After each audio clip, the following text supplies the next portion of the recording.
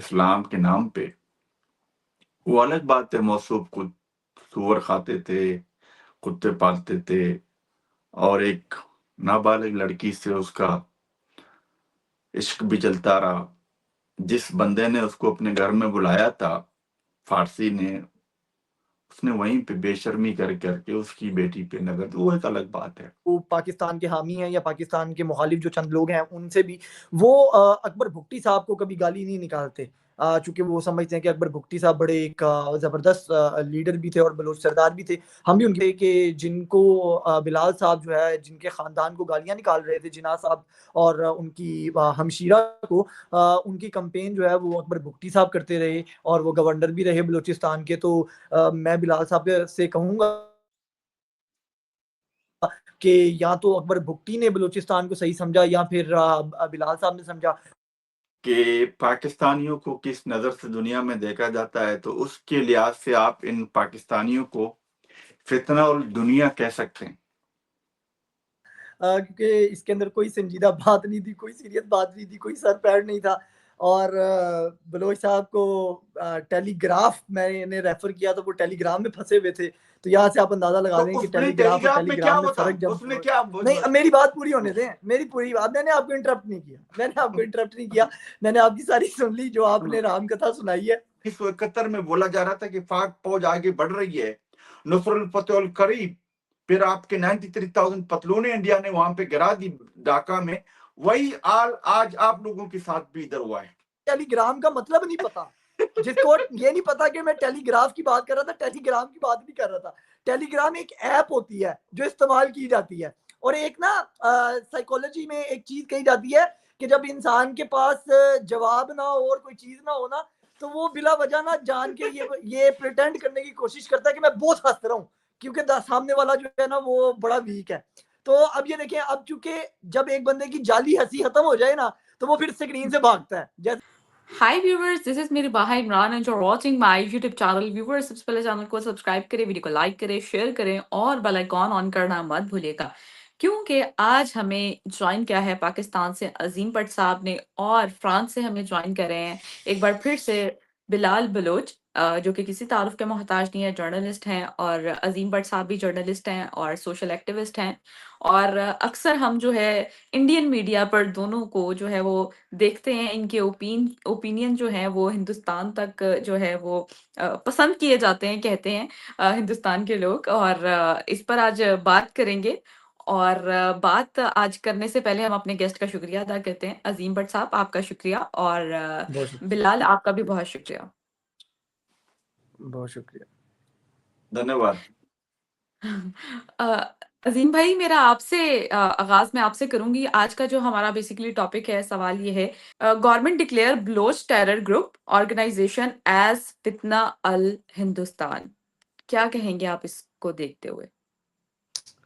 देखिए बहुत शुक्रिया रिवाहा। और जो गवर्नमेंट ने इनिशिएटिव लिया है ये बेसिकली एक तमाम की तमाम जो आप कह लीजिए कि मुज़ाहमती तो मैं नहीं कहूँगा, सेपरेटिस्ट जितनी भी तंजीमें हैं उनके लिए एक आप कह लें कि उनको यकजा करके एक टाइटल दिया गया है फितना अल हिंदुस्तान का, जिसका बुनियादी तौर पे मकसद ये है और गवर्नमेंट का क्लेम या हमारी रियासत का जो नैरेटिव है वो ये है इसके अंदर कि चूँकि उनके पास इसके प्रूफ मौजूद हैं कि ये जितने भी ग्रुप्स हैं इनको लीड या इनको फाइनेंशियल मामलात जो हैं वो भारत से मिलते हैं, जिसको लेके ये कहा गया कि भई यहाँ पे प्रॉक्सी वॉर जो है वो भारत की लड़ी जाती है और नाम जो है वो किसी का भी, हालाँकि फितना अल ख्वारिज की अगर बात की जाए यानी कि जो तहरीक तालिबान है, उनको भी ऑलमोस्ट आप यही कह सकते हैं कि फितना अल हिंदुस्तान के अंदर काउंट किया गया। चूँकि ये भी कहा जाता है और हमें नज़र आता है कि अफ़गानिस्तान के अंदर की जो सरज़मीन है वो भी भारत के हाथों यरगमाल होके इस्तेमाल होती है।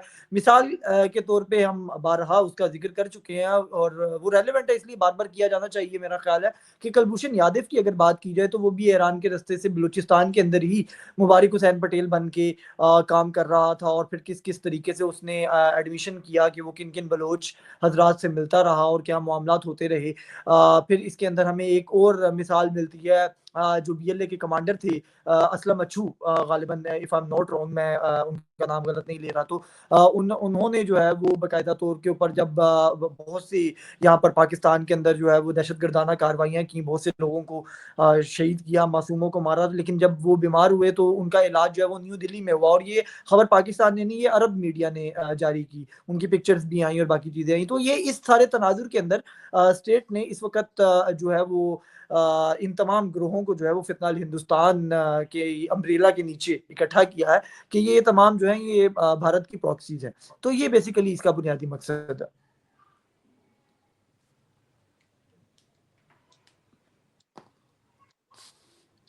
बिलाल, आपकी तरफ बढ़ते हैं। क्या कहेंगे, हमारे गवर्नमेंट ने ये जो एक नई बात की है, डिक्लेयर किया है, फितनातुल हिंदुस्तान, ये इस तरह की चीजें डिक्लेयर की जा रही हैं पाकिस्तान की जानिब से, इस पर आप क्या राय रखते हैं?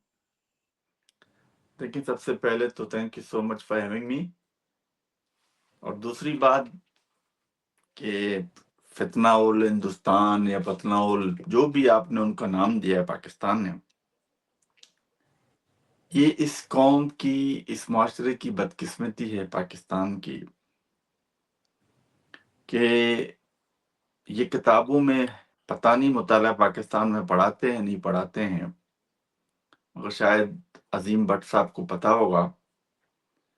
ये एक हिस्ट्री है कि पाकिस्तान का पहला इंडिया का एजेंट कोई और नहीं, मादर मिल्लत, जिसके भाई ने पाकिस्तान बना के इनको दिया इस्लाम के नाम पे। वो अलग बात है, मौसूफ को सूअर खाते थे, कुत्ते पालते थे, और एक नाबालिग लड़की से उसका इश्क भी चलता रहा। जिस बंदे ने उसको अपने घर में बुलाया था, फारसी ने, उसने वहीं पे बेशर्मी करके उसकी बेटी पे नजर, वो एक अलग बात है। और उसकी जो बहन थी फातिमा जिन्ना, जिसको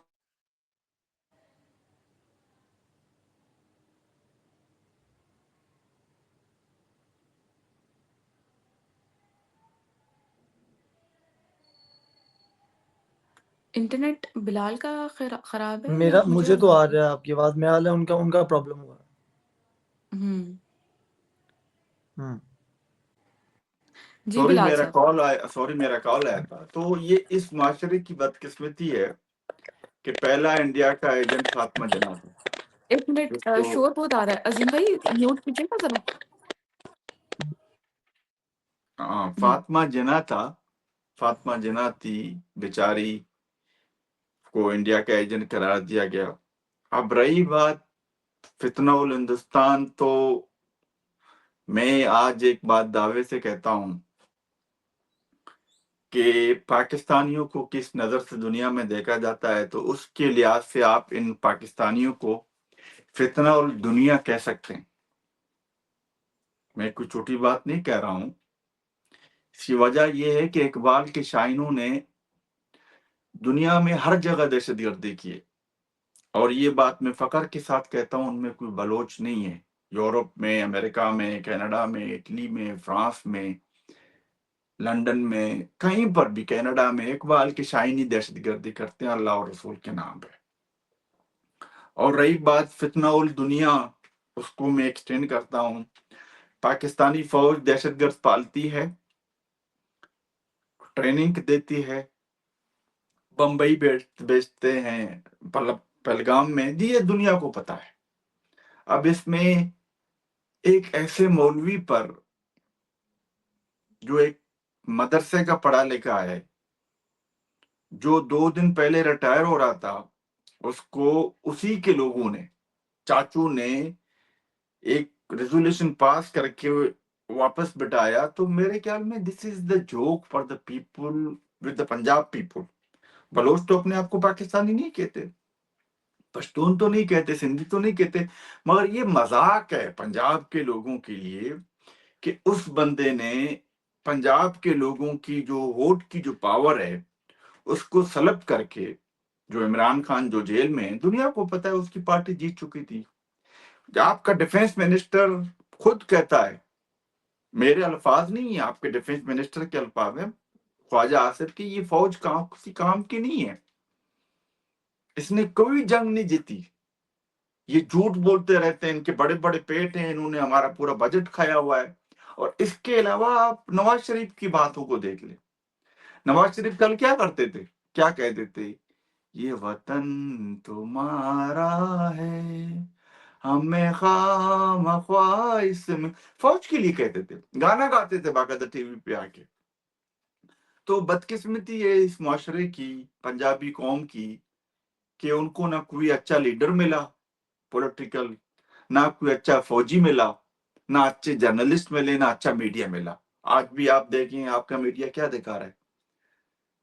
रायबा साहबा, जंगें सोशल मीडिया पे नहीं जीती जाती। जब उन्होंने आपके 12 एयरबेसेस को उड़ाया था, दुनिया ने देखा, उनके पास उनकी वीडियोस भी हैं। आपके पंजाब के लोगों की चीखें भी मैंने सुनी है, लोग शोर कर रहे थे, फ्रस्ट्रेटेड थे, चीख रहे थे। तो ये कहना फतल दुनिया है, अपने पंजाबी जर्नलिस्टों को लेके, मीडिया को लेके इस तरीके से काम नहीं चलेगा भाई। बलोच आपसे नफरत करता है, बलोच के हुकूक पे आपने डाका डाला है, बलोच के बच्चों को तुम अगवा करते हो। मतलब मैं अजीम भट्ट से सवाल करता हूँ, अजीम भट्ट साहब, क्या इंडिया की फौज आके मेरे बच्चों को अगवा करती है? सिर्फ सिंपल आपसे सवाल है, क्या इंडिया की फौज आके आपको बोलती है कि मारंग को एमपीओ के तहत बंद कर लो? क्या इंडिया की फौज आके बोलती है कि 14-14 सालों से बच्चों को अगवा करो? क्या इंडिया की फौज आके आपको बोलती है कि मारंग अपने घर में एक जलसा करना चाहती थी?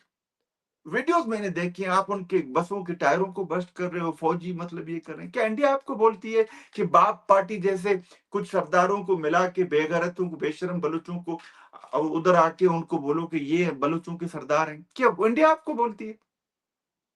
पग पहनने से कोई बलोच नहीं होता। बट अजीम भट्ट साहब, बलोच का दिमाग भी चाहिए आपको। मतलब ये इससे और बेशर्मी क्या होगी। मैं इस बात पे खत्म करता हूं कि किसी को बलोच और बलोची का फर्क नहीं मालूम, वो पग पहन के अपने आप को बलोच कह रहा है। This is totally disgusting. Honestly I am feeling shame for that. मुझे नहीं मालूम how the Punjabi general feel it, as a Baloch I feel shame for them. Over to you Azeem भाई। अ, अज़ीम भाई, मेरा आपसे भी सवाल है। अब ये तो हो गया एक मुद्दा, उसके अलावा सोशल मीडिया की ही अगर इन्होंने बात कर ली, तो सोशल मीडिया पे आजकल बहुत ट्रेंडिंग पर एक मुद्दा है, वो है सना यूसुफ का, कि उसको जो है वो कत्ल कर दिया गया। उस पर बात करेंगे, और क्यों आए दिन हम इस तरह के कत्ल जो है पाकिस्तानी सोसाइटी में देखते आ रहे हैं। इस पर आप क्या ओपिनियन रखते हैं, और आप बिलाल साहब को भी काउंटर कर सकते हैं उनकी बात पर। बहुत शुक्रिया। देखें, बिलाल साहब ने चूँकि बड़े इज़्ज़त और एहतराम से मेरे से बात की है, तो इसीलिए मैं भी वो दामन नहीं छोड़ूँगा। तो लेकिन बसद एहतराम बिलाल साहब ने जितने भी आर्गुमेंट दिए हैं, मुझे बहुत बेसलेस लगे। वो इस वजह से बेसलेस लगे, उसकी मैं रीज़न दे देता हूँ।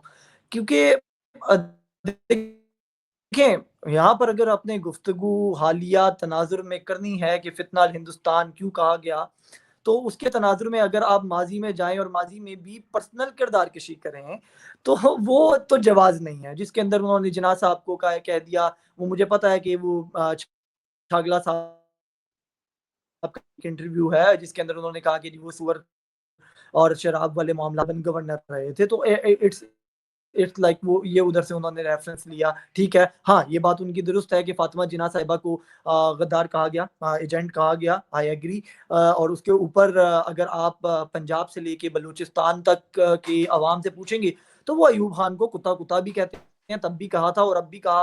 अब भी लोग जो है वो उसके ऊपर तनकीद करते हैं। तो वो डिक्टेटरशिप को तो ना पंजाब सपोर्ट करता है, ना बलूचिस्तान करता है। फिर उन्होंने जहाँ पर जिन्ना साहब की और पाकिस्तान की बात की कि जी हम पाकिस्तान नहीं मानते हैं, तो मुझे पूरा यकीन है कि जिस तरीके से बिलाल साहब ने कहा कि वो एक सच्चे बलूच हैं, तो मैंने तो आज तक जितने भी बलूच देखे, चाहे वो पाकिस्तान के हामी हैं या पाकिस्तान के मुखालिफ जो चंद लोग हैं, उनसे भी वो अकबर भुट्टी साहब को कभी गाली नहीं निकालते। चूंकि वो समझते हैं कि अकबर भुगटी साहब बड़े एक ज़बरदस्त लीडर भी थे और बलोच सरदार भी थे। हम भी उनके कि जिनको बिलाल साहब जो है, जिनके ख़ानदान को गालियाँ निकाल रहे थे जिन्ना साहब और उनकी हमशीरा को, उनकी कैंपेन जो है वो अकबर भुगटी साहब करते रहे और वो गवर्नर भी रहे बलूचिस्तान के। तो मैं बिलाल साहब से कहूँगा कि या तो अकबर भुगटी ने बलूचिस्तान को सही समझा या फिर बिलाल साहब ने समझा, और अगर बिलाल साहब ने सही समझा तो वो अकबर भुगटी को इधर लाइव ही रिबाह की पॉडकास्ट में गाली निकाल दें, जिस तरीके से जो अल्फाज उन्होंने जिन्ना साहब के बारे में तो ही लंबी चौड़ी गाली। अकबर भुगटी अगर पाकिस्तान के वजूद को तस्लीम कर रहा है तो मुझे नहीं पता कि आजकल के बलोच क्या करते हैं। लेकिन अलबत्ता दूसरी बात जो उन्होंने कही वो भी एक इंतहाई बेसलेस इसलिए थी कि मुझे नहीं पता कि बिलाल साहब इंटरनेशनल मीडिया पढ़ते हैं या नहीं। इंटरनेशनल मीडिया पे होते ज़रूर हैं वो, वेल एंड गुड, लेकिन उनको पढ़ना भी चाहिए कि उन्होंने कहा कि 12 बेसें तबाह कर दी भारत में पाकिस्तान की। तो आई एम सॉरी, मैं सिर्फ इसके ऊपर मुस्कुरा सकता हूँ, हंस सकता हूँ, क्योंकि दुनिया के तमाम जरीदे उठा के देख लेता है आप, टेलीग्राफ उठाएं, न्यूयॉर्क टाइम उठाएं, अल जजीरा उठाएं या जहाँ मर्जी से उठा लें। यहाँ तक कि अब तो आप इंटरनेशनल जरीदे भी छोड़ें, भारत जिसको वो बड़ा पसंद करते हैं हमारे बिलाल भाई, तो उनके अपने जो चीफ ऑफ स्टाफ हैं अनिल चौहान साहब, उन्होंने तस्लीम कर लिया कि हमारे तैयारे गिरे हैं। तो अगर जंग का मवाजना आपने करना है तो जंग के मवाजने में आपने ये देखना होता है, और बिलाल साहब समझते होंगे ऑफ कोर्स, मुझे उनकी मुताले के ऊपर या उनकी नॉलेज पे कोई शक नहीं है, लेकिन वो समझते होंगे कि जंग के अंदर हमेशा ये देखा जाता है कि किसका कितना नुकसान हुआ है। तो नुकसान का अंदाजा तो मेरा ख्याल है कि बलूच साहब को खुद लगाना चाहिए कि पाकिस्तान के अंदर अगर चंद ड्रोन गिरने से चंद इमारतों को नुकसान पहुंचा और जो चंद हमारे शहीद हुए उसके मुकाबले में जो है वो 6 जो है वो तैयारे खुद वो तस्लीम कर रहे हैं, जिसमें 3 राफेल है। और अब तो फ्रांस जिन्होंने उनको तैयारे दिए थे राफेल, वो भी तस्लीम कर चुके हैं कि हाँ हमारी तैयारी जो है वो 2 तैयारे, तो फ्रांसीसी जो तर्जुमान है उसने कहा। और फिर यहाँ तक के राफेल बनाने वाली कंपनी को ऑफिशियली जयशंकर की तरफ से कहा गया और मोदी साहब की तरफ से कहा गया कि हमें आप सोर्स कोड दें। और ये मेरी रिपोर्ट नहीं है, ये इंडिया टुडे के ऊपर जाके या ANI की वेबसाइट के ऊपर, जो इंडिया जो इनका बड़ा फेवरेट है, उसकी वेबसाइट पे जाके पढ़ें, ANI की वेबसाइट पे पढ़ लें, इंडिया टुडे की उसके ऊपर पढ़ लें, जहां पर इंडिया ने डिमांड की कि हमें सोर्स कोड दें। ठीक है, और राफेल बनाने वाली कंपनी ने कहा कि नहीं, पहले आप हमें चेक करने दें कि हमारी जो तैयारी हमने दिए थे वो पूरे हैं कि नहीं। ये मैं नहीं कह रहा, ये पाकिस्तान का मीडिया नहीं कह रहा, ये इंडिया का मीडिया कह रहा है, जिसको बिलाल साहब बहुत पसंद करते हैं। इंडिया टुडे जाके पढ़ें, मेरा ख्याल है पढ़ना चाहिए उनको। तो बहरहाल ये भी बड़ी एक बेसलेस सी बात थी कि जनाब वो ये हो गया और पता नहीं हार गए और जंग ये हो गया। और अभी वहां पर आपको सबसे इंटरेस्टिंग चीज नजर आ जाएगी, जो वफूद इस वक्त जो है वो इंटरनेशनल सतह पे गए हुए हैं, शशि थरूर साहब की सरबराही में भारत का और बिलावल साहब की सरबराही में पाकिस्तान का, उनके इंटरनेशनल जरीदे उनकी स्टेटमेंट्स को किस तरीके से कवरेज दे रहे हैं वो भी मेरा ख्याल है कि उनको समझ आ जानी चाहिए। तो बहरहाल ये तो ओपन एंड शट केसेस है, मेरा ख्याल है वो बिलाल साहब अगर अपनी बुक्स या भरास निकालना चाहते थे तो वो इट्स अपॉन लाइक वो उनके ऊपर है, मैं उसके ऊपर नहीं कमेंट करता। लेकिन बहरहाल ये तमाम चीजें, हाँ एंड पे उन्होंने एक महारंग बलोच साहिबा का जिक्र किया। आई ऑल्सो, मैं उनके बारे में कोई गलत बात कभी नहीं किया महारंग साहिबा के बारे में, और मैं महारंग साहिबा से 1 से 2 दफा मिल भी चुका हूँ और बड़ी अच्छी मेरी उनके साथ नशिस्त भी रही। लेकिन जहाँ तक उन्होंने फिर यहाँ पर थोड़ी सी मुझे नहीं पता कि वो जानबूझ के या मुबालगा रही से, या मुझे नहीं पता कि क्यों उन्होंने इस तरह का फॉल्स मतलब यहाँ पर बात की और इंटेलेक्चुअल डिसऑनेस्टी दिखाई, और उन्होंने कहा कि जी वो जलसा करना चाहती थी इसलिए 3MPO के तहत उसको जो है वो नजरबंद कर दिया गया। तो बलोच साहब का यहाँ पे भी जो है वो knowledge, I am sorry for like मैं इस तरह के वर्ड्स मैं जस्ट बसद एहतराम कह रहा हूँ कि उनको इस बारे में नहीं नॉलेज कि उनको 3MPO की तहत जो गिरफ्तार किया गया या उनको जो अरेस्ट किया गया था वो इस वजह से किया गया था कि जाफर एक्सप्रेस का जो हमला हुआ था उसकी जो हमला करने वालों की लाशें लेके आए थे हॉस्पिटल, उनकी डिमांड की थी महारंग साहिबा ने।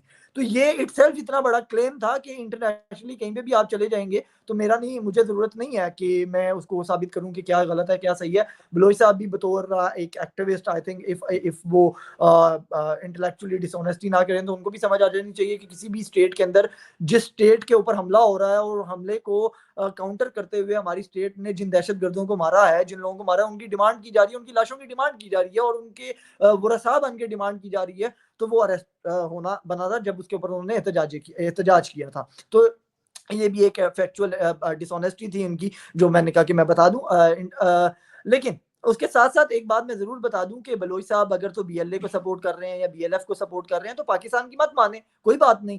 इंटरनेशनली तमाम ऑर्गनाइज़ेशंस अमेरिका से लेके यूरोपीय यूनियन तक और यूके तक तमाम ने उसको जो है वो इंटरनेशनल एक दहशतगर्द तंज़ीम जो है वो कलअदम तंज़ीम डिक्लेयर किया हुआ है। आप पाकिस्तान को तो नहीं मानते, ठीक है, आप ना मानें, आप इंटरनेशनल उन जरीदों को या उन इदारों को मान लीजिए जो बीएलए और बीएलएफ को एक कलअदम और दहशतगर्द तंज़ीम कहते हैं। तो एक तो ये होगी बात। अब मैं आ जाता हूँ रिबा आपके सवाल की तरफ जो आई थिंक आपका दूसरा टॉपिक है, सना यूसुफ का मामला।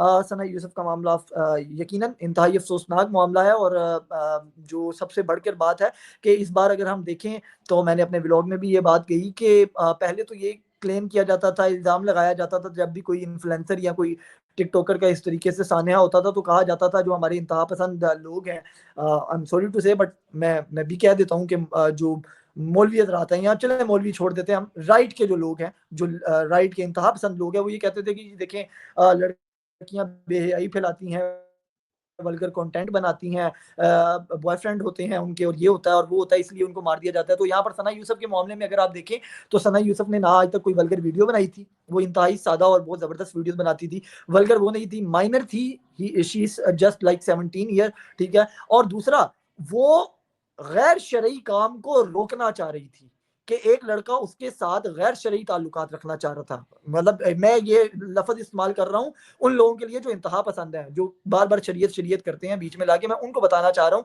कि आप लोगों का तो क्लेम ये होता है ना, तो एक 17 साल की बच्ची जो ये कह रही थी कि मैंने किसी कोई आशना नहीं बनाना, कोई बॉयफ्रेंड नहीं बनाना, कोई दोस्ती नहीं करनी किसी गैर मर्द से, तो इस बेस के ऊपर एक मर्द ने उसको मार दिया। तो ये अपने आप में एक बहुत बड़ा सान्या था। और सबसे अफ़सोसनाक बात जो है वो इसके अंदर बात ये थी कि जब सना यूसुफ की मौत की खबर जो है वो आई तो उसके नीचे जो कमेंट्स आए वो इंतहाई घटिया किस्म की ज़हनियत की अक्कासी करते थे। आई एम सॉरी, मैं उसको तासुब की उस लेवल पे नहीं लेके जाना चाहूँगा। वैसे तो बिलोई साहब यहाँ पे मौजूद हैं। मैं उसको किसी कौमियत के साथ नहीं जोड़ना चाहूँगा, बट ऑफ कोर्स मुझे लोगों ने कहना शुरू कर दिया, हालाँकि मैंने कतई तौर के ऊपर वो जब कमेंट्स शेयर किए थे, मैंने कतई नहीं कहा था कि भई फलाँ कौम ने ये कमेंट्स किए। मैंने ये कहा था कि बतौर पाकिस्तानी हमें शर्म आनी चाहिए कि हमारा मुआशरे में इस तरह की सोच जो है वो परवान चली है। लेकिन लोग वो अपने ऊपर उसको ले गए कि जी आपने सिर्फ जो पख्तून है या जो पठान लोग हैं उनके कमेंट शेयर किए। मैंने कहा भाई मैंने नहीं शेयर किए, ये तो ऑलरेडी जिन्होंने किए हुए थे मैंने वो शेयर कर दिए। तो मैंने कोई उसको तासुब के एंगल से नहीं देखा। मैं ओवरऑल पाकिस्तान की बात करूंगा। इवन पंजाब में भी ऐसे लोग होंगे, कोई पंजाबी कोई दूध के धुले तो है नहीं। तो लेकिन ये बतौर मुआशरा हमारे लिए बड़ा एक अलार्मिंग सूरत हाल है कि even not only Pakistan, India, Bangladesh और इस तरह की कंट्रीज के अंदर जब इस तरह का वाकया होता है तो जो रद्द-ए-अमल आता है ना फहाशी के नाम पे, वो इंतहाई एक बेहुदा और आई एम सॉरी टू से बट एक बेगैरती का मादा होता है। जब ये कहा जाता है कि एक मौत को जस्टिफाई किया जाता है और ग्लोरीफाई किया जाता है ये कह के कि जी चूंकि ये फहाशा थी तो इसको मारना जायज़ है। तो आई थिंक मैं तो शर्म ही कर सकता हूँ इसके ऊपर, इसके अलावा मैं कुछ नहीं कहूँगा। लेकिन मैं एक एक मुतालबा ज़रूर करना चाहूँगा कि हमारी रियासत को ये अब चाहिए कि जो कातिल है वो तो पकड़ा गया, लेकिन ये जिन्होंने कमेंट्स किए थे, ये जिन्होंने इस तरह की सोच को परवान चढ़ाया था, इन लोगों को पकड़ के कातिल से भी ज़्यादा सख्त सज़ा देनी चाहिए और तरपा के सज़ा देनी चाहिए और हमारे मुआशरे के अंदर एक प्रेसिडेंट कायम करना चाहिए कि इस तरह के लोगों का ये अंजाम होता है। बिल्कुल बिलाल साहब, आपसे मैं आपकी जानिब बढ़ती हूँ। आप अज़ीम भट्ट साहब को काउंटर भी कर सकते हैं उनकी बात पे। ये लास्ट सवाल है आपसे बिलाल साहब। और उसके साथ-साथ आपने देखा ही कि सना यूसुफ को सोशल मीडिया पर आपने वो न्यूज़ देखी ही होगी कि उसको कत्ल किया गया। इस पर आप क्या कहेंगे? सोशल मीडिया इन्फ्लुएंसर थी, टिकटॉकर थी और बड़ा ही खूबसूरत कंटेंट बनाती थी और मैंने कभी नहीं उनकी वीडियोज़ में वल्गैरिटी देखी और मतलब और बहुत ज़्यादा एनर्जेटिक मतलब पहचान थी वो पाकिस्तान की और बहुत खूबसूरत उनके व्यूज़ थे और बहुत कॉन्फिडेंस और बहुत मतलब इतनी खूबसूरत थी कि जब उनको मतलब मैं मेरे मुँह से अल्फ़ाज़ नहीं निकल रहे उनकी तारीफ़ के लिए और इस तरह उनको कत्ल कर दिया गया। आप इस पर क्या कहेंगे बिलाल? मुझे असर आता तो इसलिए मैंने अपना वीडियो बंद कर दिया। मुझे मैंने अज़ीम साहब की बातें सुनी, मुझे वो मुताला पाकिस्तान याद आ गया। मतलब I really feel sad, I really feel मतलब I have no word to explain how Pakistani thinking, मतलब किस तरीके से सोचते हैं। I really feel sad for their upcoming generation, honestly मैं बता रहा हूँ कि वजह ये है कि मैंने एक वीडियो भी शेयर किया ट्विटर पे। एक बच्चे से पूछता है, वही बात अजीम भट्ट ने की आज, मतलब बोलते हैं हमारे 5 जहाज गए, तहस नहस करके आए, हिंदुस्तान की सारा खत्म हो गया, वापस आ गए, मतलब अल्लाह अकबर। और मेरे मौसूफ कह रहे हैं टेलीग्राम ये वो फ्रांस। मुझे फ्रांस का आप एक कोट करके दिखाएं कि इसने कोई ये मेरे मेरे गवर्नमेंट ने यहाँ कोई बात कही थी। एक एक रिपोर्ट आया था, उसमें इंटेलिजेंस का नाम देखा था, मेरे गवर्नमेंट ने 1 हफ्ता पहले उसको डिनाई किया है। आप लोग ये जियो टीवी या पीटीवी देखना जब बंद नहीं करोगे, आई ऑनेस्टली से you people suffer, your upcoming generation will suffer. जिस तरीके से आपके वालदीन को 1971 में बोला जा रहा था कि पाक फौज आगे बढ़ रही है, नुसरत फतेह अल करीब, फिर आपके 93,000 पतलूने इंडिया ने वहां पे गिरा दी ढाका में, वही आज आप लोगों के साथ भी इधर हुआ है। जब उन्होंने आपका उनके जब फौजी बैठे थे, उन्होंने पूरी डिटेल आपको दी कि ये है, ये देखे, इसमें ये है, सब चीज उन्होंने सैटेलाइट की तस्वीरें भी दिखा दी। आपके तो टेलीग्राम में आया है, बीबीसी में है। किसको कोट कर रहे थे आप?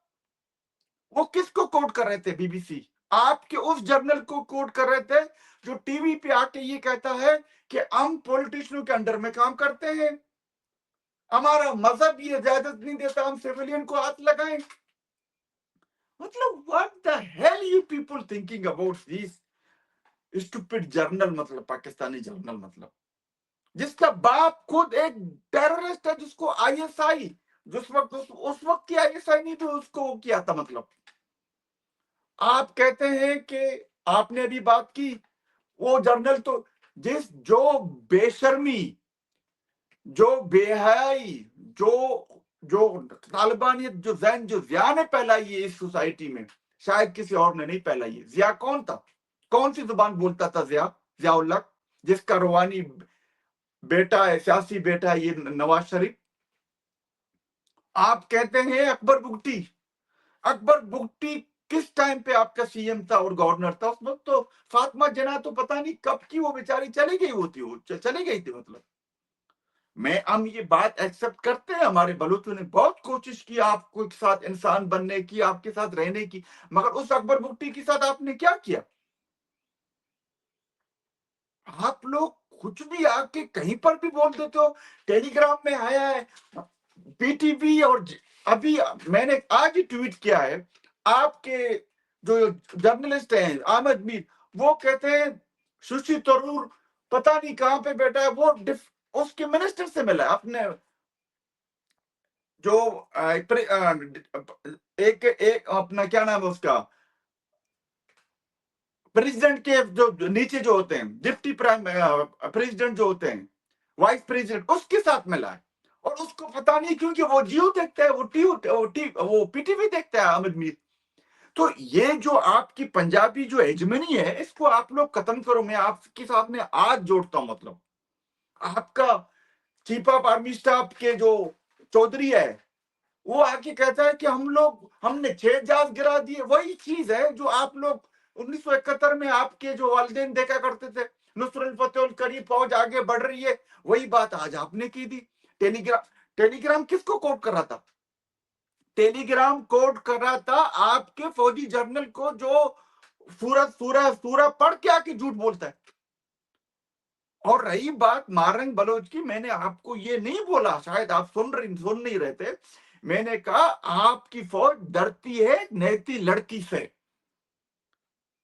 वो जलसा करने गया था, आपने उनकी टायरों को, मतलब जो जलसे में जा रहे थे उनकी टायरों को बस्ट किया आपने। और आप बोलते चंद लोग हैं बलूचिस्तान में, आप रेफरेंडम कराओ ना। किसने आपको रोका है भाई? किसने आपको रोका है?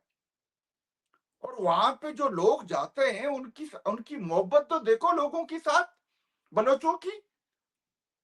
और बीवाईसी ने तो आपको बोला हुआ है एक हिसाब से, बलोच यकजहती कमेटी ने अपने उसमें बोला हुआ है कि जो 20 लोग थे उसकी तो बात ही नहीं हो रही थी, वो दूसरे लाशों के लिए मारंग ने बोला। आपको चौधरी कुछ भी बोल देता है, वही 1971 वाली कहानी मुझे याद आती है, नुसरत फतेह करी, फौज आगे बढ़ रही है, पता नहीं क्या है। मतलब इस तरीके से आपका मुल्क नहीं चलेगा, ना ही चल, लोग आप लोगों पे हंसते हैं। ऑनेस्टली मैं आपको बता, और आपने कहा वहां पे नुकसान हुआ, स्क्वाड्रन लीडर किसका मरा है? पीएफ का स्क्वाड्रन लीडर उसका मरा है, आपका मरा है। यार आप लोग कुछ भी आके बोल देते हो। आपने अभी उसको भेजा हुआ है अपना बिलावल को, बिलावल खुद कहते हैं हम सब दहशतगर्द नहीं है, उसकी वीडियो मैंने देखी। और उसकी मां के साथ आप लोगों ने क्या किया, आप मुझे बताओ। उसके मां के साथ किसने किया? आप लोगों को एक चीज समझनी पड़ेगी कि, और आप लोग बोलते हो बीएलए दहशतगर्द है। आपके पास तो दुनिया का सबसे बड़ा दहशतगर्द 10 पे 10 मिलियन अमेरिका ने रखा है, वो आपने पाला हुआ है। आप पे शहीद कौन है, आप मुझे बताओ। अच्छा, अजीम भट्ट साहब, एंड पर क्या मैसेज देना चाहेंगे? नहीं विद्या को आपने तो मुझे बात करने ही नहीं दी, अभी तो मैं पठानों पे आ रहा था। चलें आप लोग कर लें अपना, इस तरह नहीं होता है ठीक है, रबा। जब देखिए वो मैं बात कर रहा एक था मैं बड़े तामुल से सुन रहा था। ठीक मुझे है, आप पता बिलाल है साहब आपकी कंटिन्यू कर लें। मजबूरी का, मुझे पता है वहां पे फौज की हुकूमत है, वहां पे फ्रीडम ऑफ स्पीच नहीं है, वहां पे कुछ भी नहीं है, मुझे पता है। मैंने देखा है, पाकिस्तान को बड़े नजदीक से देखा है। मगर जो जो ओरिजिनलिटी, उस पे तो आ जाओ। मगर आप पठानों की बात करते हो। पठान, आपकी जियाउल्लक ने जो बेड़ा गर्क कर दिया पठानों का, उनसे किताब लेके उनके हाथ में क्लाशनकोव दिया था। जब ये पैदा नहीं हुआ था पाकिस्तान, उस वक्त पठानों की क्या हालत थी, आपने देखा होगा। वहां पे लोग स्क्रिप्ट पहन के घूमते थे वहां पे, पठान। तो ये जो दहशत की अलामत है, ये जो 1400 साल पुरानी जो आइडियोलॉजी है पत्थर की, ये कौन लेके आया? कौन लेके आया है इस मुआशरे में? मेरे मुल्क फ्रांस में आप लोग आके मेरे बच्चों को मारते हो सिर्फ उसी आइडियोलॉजी की वजह से। आप लोग मुताला पाकिस्तान से जब बाहर नहीं निकलोगे, आप लोगों का यही असर होगा कि आप लोगों को देख के कुत्ते छोड़े जाते हैं एयरपोर्टों पर। हिंदुस्तानी पे कुत्ते छोड़े नहीं जाते हैं। Hindustani is not a threat for the world, Pakistani is a threat for the world.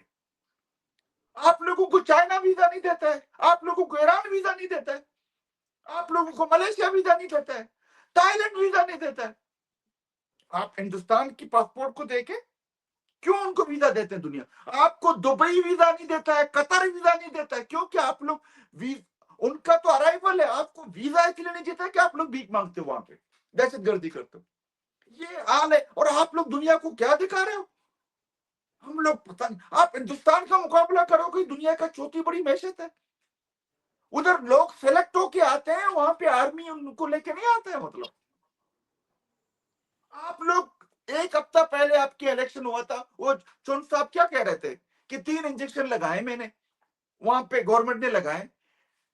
Grow up, मैं बोलता हूं ग्रो अप अगर नहीं करोगे, लोग आप इस तरीके से दुनिया में जलील होते रहोगे। ऑनेस्टली मैं आपको बता रहा हूं, Pakistani is a sign of threat for all the world. Hindustani नहीं है। आप लोग कुछ भी आके बोल देते हो। वो चांद पे पहुंच चुके हैं, आप लोग अभी भीख मांग रहे हो। आप लोगों को IMF भीख नहीं दो। आपको पता है नाइजीरिया के रिजर्व को, आपको पता है आपके पास फॉरेन एक्सचेंज रिजर्व कितना है? 15 बिलियन है। नाइजीरिया के पास कितना है? मैं हिंदुस्तान की बात नहीं कर रहा हूं, नाइजीरिया की बात कर रहा हूं, 35 billion. You people are feeling not shame for that. मुझे तो हैरत होती है, मतलब एक हिसाब से पढ़ते कुछ नहीं हो, मुताला पाकिस्तान पढ़ते हो, और जो कुरान शरीफ पढ़ते हो भी सर ऊपर नीचे पढ़ के पढ़ते हो, पता नहीं होता है हम लोग क्या पढ़ रहे हो। इस तरीके से मुल्क नहीं चढ़ते। करो रेफरेंडम ना, दुनिया को दिखाओ बलोच तुम्हारे साथ रहना चाहते हैं, करो रेफरेंडम। यार मजाक बना रखा है तुम लोगों ने, इकबाल के शायरों ने। इस तरह नहीं होते अजीम भट्ट साहब। मुताला पाकिस्तान के अलावा कुछ और भी पढ़ा करो। Thank you. अजीम भट्ट साहब एंड पर क्या मैसेज देंगे, फिर प्रोग्राम को वाइंड अप करते हैं। मैं कुछ नहीं कहूँगा क्योंकि आई एम सॉरी यार, ये बहुत फनी था क्योंकि इसके अंदर कोई संजीदा बात नहीं थी, कोई सीरियस बात नहीं थी, कोई सर पैर नहीं था। और बलोच साहब को टेलीग्राफ मैंने रेफर किया तो वो टेलीग्राम में फंसे हुए थे, तो यहाँ से आप अंदाजा लगा तो दें कि उसने टेलीग्राफ और टेलीग्राफ में क्या टेलीग्राम में होता, फर्क जब उसमें क्या नहीं, अब मेरी बात पूरी होने दें, मेरी पूरी बात। मैंने आपको इंटरप्ट नहीं किया, मैंने आपको इंटरप्ट नहीं किया, मैंने आपकी सारी सुन ली जो आपने राम कथा सुनाई है। मैं और वो कह रहे थे कि आप मुझे, मैं आपकी मजबूरियां समझता हूँ, फ्रीडम ऑफ एक्सप्रेशन नहीं है, फौज है भाई। बलोच साहब, हम आप जैसी बोंगियां अगर कोई मारेगा ना तो कोई किसी को कुछ नहीं कहता, यहाँ पे वो हंसते हैं और हम हंसते हैं, बिल्कुल भी सेंसर नहीं होगा, ये आप टेंशन ना ले। नहीं आप नहीं, मैं बात कर रहा हूँ, आपने जितना बोलना था बोला ना, मेरी मुझे इंटरप्ट ना करें ना। मैंने आपकी बहुत सी सुनी है जो जिसका सर पैर ही नहीं था। अच्छा, आप अंदाजा करें रिबाहा और आपके ऑडियंस भी जो देख रहे हैं, मैं आपको छोटे छोटे 2-3 पॉइंट बताता हूँ क्योंकि वो टाइम बहुत हो गया हुआ है। कहते हैं तुम लोग क्यों टेलीग्राफ की बात कर रहे हो, बीबीसी की बात कर रहे हो, अल जजीरा की बात कर रहे हो, वो क्यों बात कर रहे हो, तुम लोग जियो और एयरवे की बात क्यों कर रहे हो। तुम ये देखो कि इंडिया का जर्नैल ऐसे जो है ना वो सफा दिखा रहा था।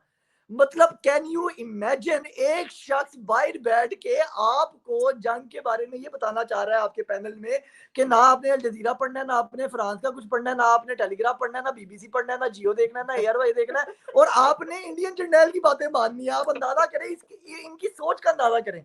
और ये बलोचिस्तान की नुमाइंदगी फ्रांस बैठ के कर रहा है बंदा।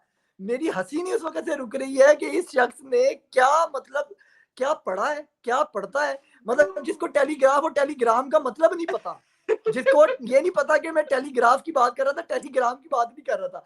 टेलीग्राम एक ऐप होती है जो इस्तेमाल की जाती है, और एक ना साइकोलॉजी में एक चीज कही जाती है कि जब इंसान के पास जवाब ना हो और कोई चीज ना हो ना, तो वो बिला वजह ना जान के ये प्रिटेंड करने की कोशिश करता है कि मैं बहुत हंस रहा हूँ क्योंकि सामने वाला जो है ना वो बड़ा वीक है।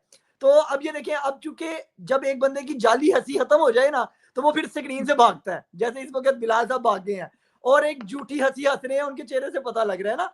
तो वो दुनिया में देखने वालों को पता लग जाएगा कि जिसको टेलीग्राफ और टेलीग्राम का मतलब नहीं पता, और कम से कम 40-50 साल उम्र होगी इनकी, तो जो बंदे को टेलीग्राफ और टेलीग्राम का नहीं पता उससे तो मैं क्या बहस करूं। और उसको ये भी नहीं पता कि फ्रांस ने आज तक उनके रिप्रेजेंटेटिव ने कोई बयान दिया या नहीं दिया। आप इंटरनेशनल मीडिया के नॉलेज का अंदाजा लगाएं इनका। मुझे दिखा और दो, मैं टीवी ये पे फिर आप आना छोड़ इंटरप्ट कर दूंगा। रहे हैं। नहीं आप इंटरप्ट ना करें, मैं आप मुझे इंटरप्ट ना दिखा करें, दो, मैं आप टीवी पे इंटरप्ट आना नहीं छोड़ करें, दूंगा। इंटरप्ट नहीं, अरे नहीं मुझे इंटरप्ट नहीं दिखा दो, करना, ना ना इकबाल के इंटरप्ट नहीं शाइन करना। में आना छोड़ दूंगा।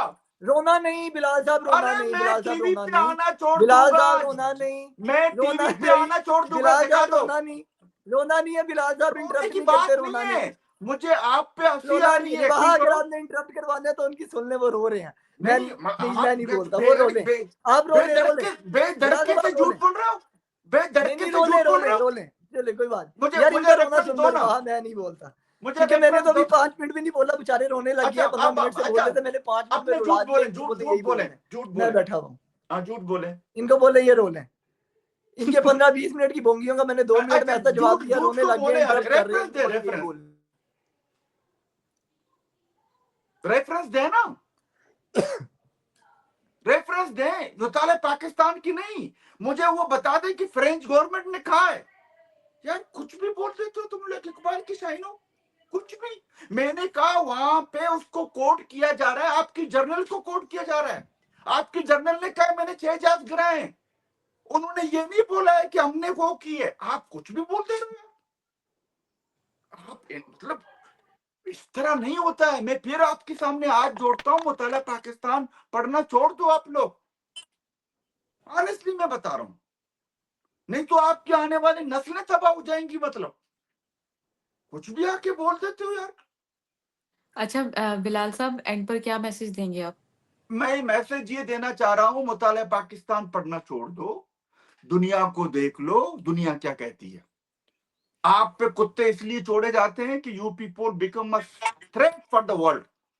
ऑनेस्टली बता रहा हूं, आपकी प्राइम मिनिस्टर की तलवारें उतारी गई है अमेरिका में।